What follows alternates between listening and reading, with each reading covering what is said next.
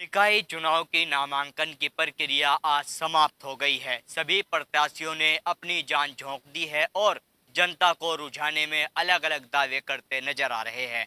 हमारे साथ बसपा के प्रत्याशी के पति मौजूद हैं, इंतजार त्यागी, जो मुजफ्फरनगर की सरवट से ग्राम प्रधान भी रह चुके हैं। प्रधान जी, आपकी पत्नी को बसपा ने मौका दिया है और आपका कार्यकाल भी सरवट की जनता ने देखा है और सरवट अब नगर पालिका में आ गया है। तो आपके जो यहाँ के क्षेत्र के लोग हैं उन्हें उम्मीदें चेयरमैन से ज़्यादा बनी हुई है।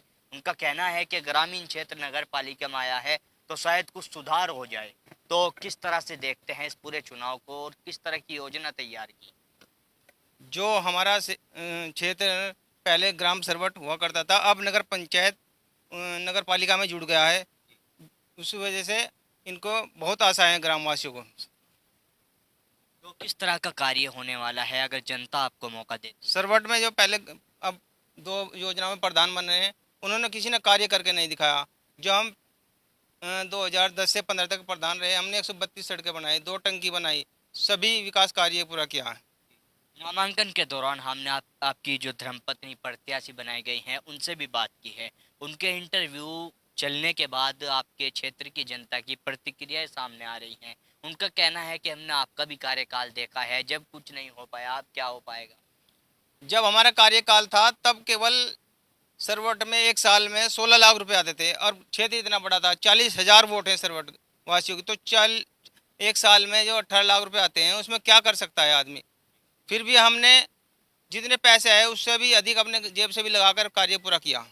तो क्या वो नई चीजें मिलेगी अगर मौका मिलता है मुजफ्फरनगर में? क्या आपने देखा है कि इन क्षेत्र में इस चीजों पर काम होना चाहिए? हम जनता से अपील करते हैं कि एक बार हमको मौका दें और फिर देख ले कि हम आपका जो भी काम होगा निश्चित रूप से पूरा कराएंगे। क्या वो कार्य होंगे जो आप? जैसे कि यहाँ पे गंदगी है, जगह जगह कूड़ा पड़ा है, उनको साफ कराने का कार्य, नाली दुरुस्त कराएंगे, शिक्षा और सड़क जो खास तौर पर कच्ची बन पड़ी है सभी क्षेत्र में, वो पक्की कराने का काम पूरा करेंगे। तो मतलब ये लगातार जो प्रत्याशी हैं वो तमाम प्रत्याशी इस तरह के वादे कर रहे हैं।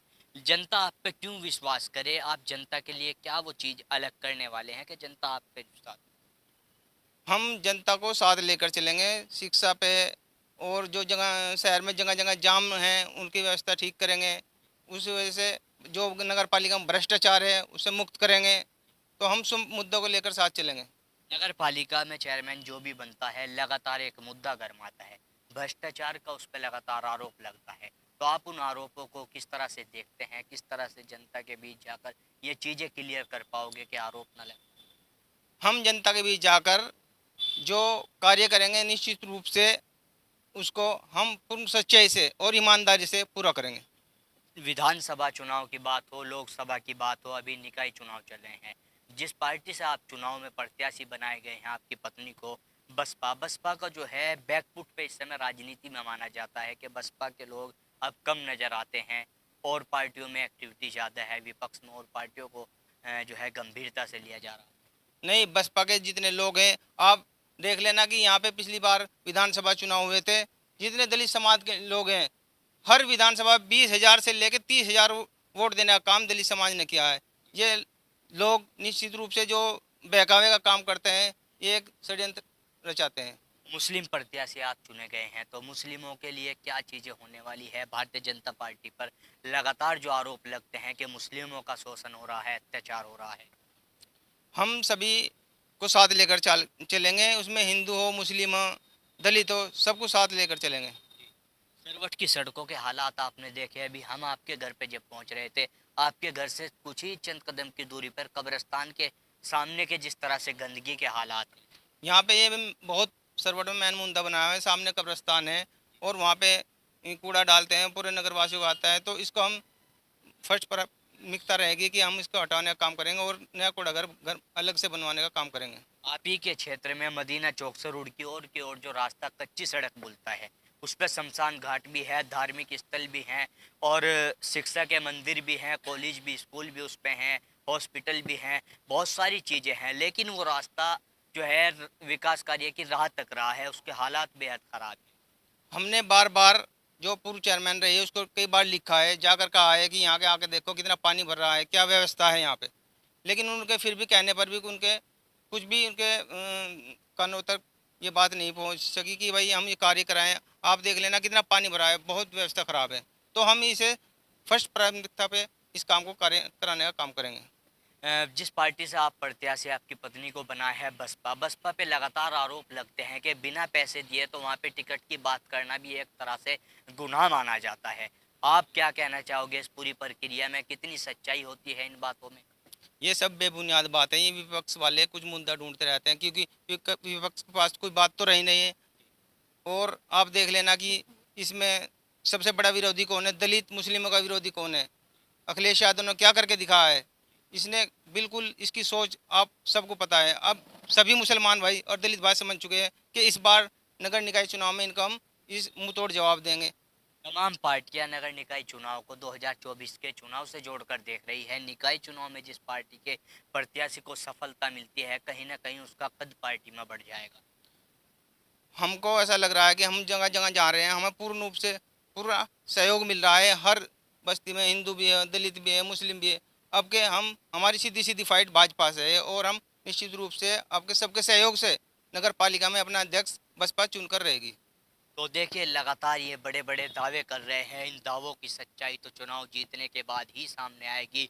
लेकिन यहाँ पर इनके समर्थक मौजूद हैं जो लगातार इनके कंधे से कंधा मिलाकर चलने की बात कर रहे हैं और जिंदाबाद के इनके नारे लगा रहे हैं। एक बार इनसे भी हम बात कर लेते हैं। आपका नाम क्या है?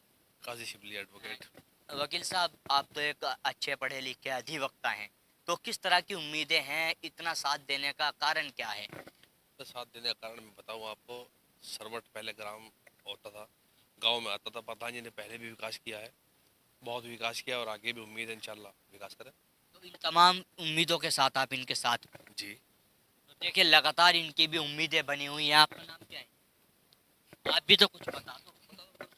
देखिए, कैमरे को देखकर कुछ लोग बेहद बचते भी नजर आ रहे हैं। आपका नाम क्या है? आरिफ त्यागी।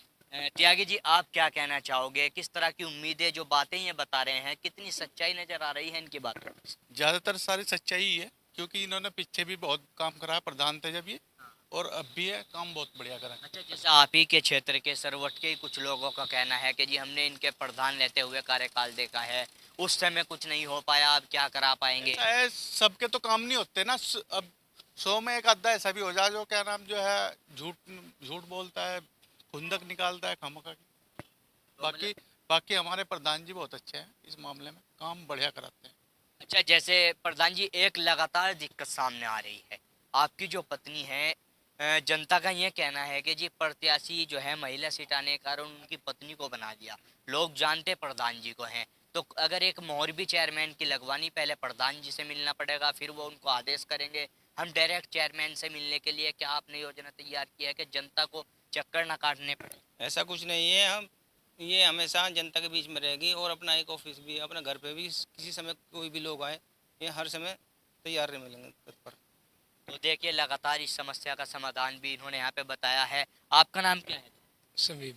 समीम भाई, आप क्या कहना चाहोगे? लगातार प्रधान जी के साथ आप घूम रहे हो, काम करवा रखा है जी, और इंशाल्लाह काम होगा आगे सबके लिए, उम्मीदें हैं? उम्मीद है पूरी। जी, आप क्या कहना चाहोगे? प्रधान जी को जिताना, बस यही काम है हमारा।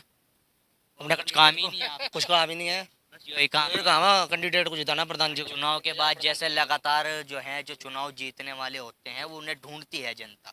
तो क्या लगता है, इनकी बातों से इनको ढूंढना पड़ेगा या मिल जाएंगे? ये तो मिलेंगे 24 घंटे, चाहे जिस टाइम आधी रात को आओ, दिन में आओ, रात दोपहर में आओ, 24 घंटे यहीं पे मिलते हैं। तो देखिए, लगातार हम जो हैं जनता से भी हमने यहाँ पर क्लियर कर लिया है।